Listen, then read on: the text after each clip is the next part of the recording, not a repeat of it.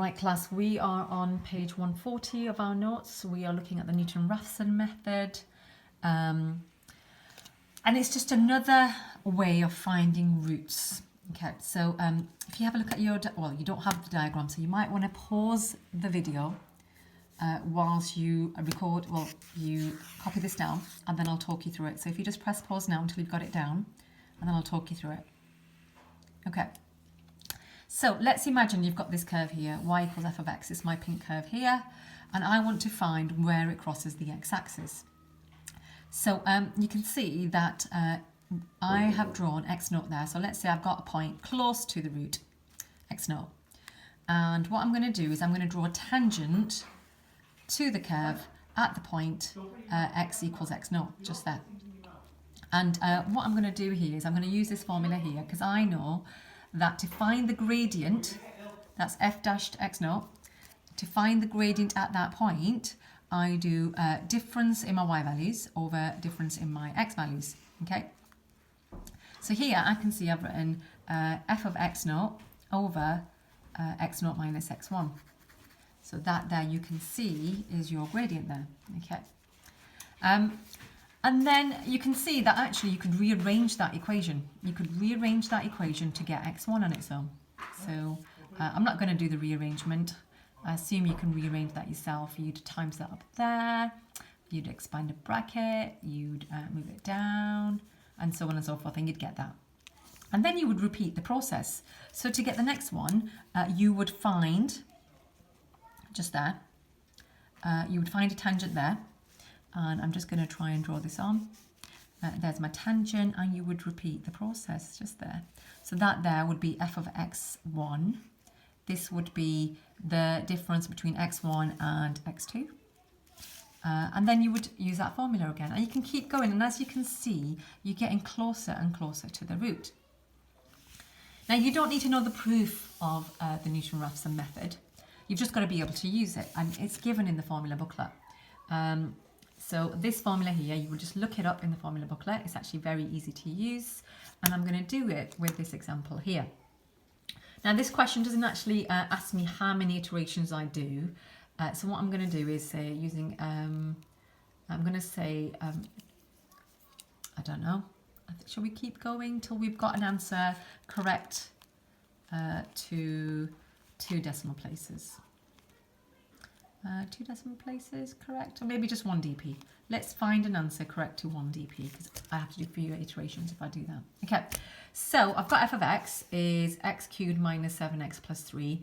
I'm trying to find the root where that's equal to 0. We know it lies in the interval 2 to 3. And we're going to start with 2 as our starting value. Okay, so I need to get this formula here first for this particular function.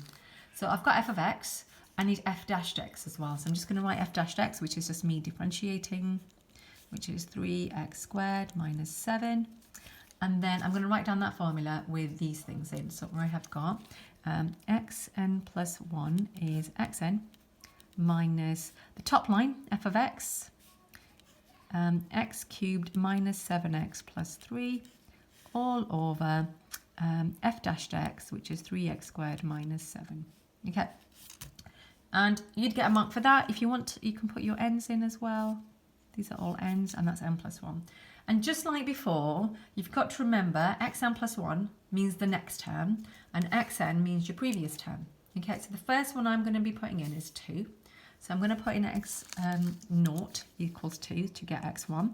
So x1 would be 2 minus, brackets, 2 cubed minus 7 times 2 plus 3. All over 3 times 2 squared minus 7. Okay, just like that. I'm going to type that into my calculator. Press equals. And on my calculator, I should, if I've done it correctly, get 2.6. I'm actually getting my answers from my computer rather than my calculator, just to speed me up. And then you can go back and overwrite all your 2's from there with answer. And you press equals again. And if you do that, you'll get x2. So x2, on my calculator here, it says 2.4 to 1 dp. And then x3, that's my rounded up value, okay? It's actually 2.42108 ...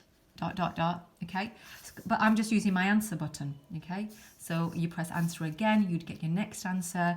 On my calculator screen it says 2.398, and that is 2.4 to 1 decimal place. So my root to 1 dp is 2.4. Okay, and that's it, it's done.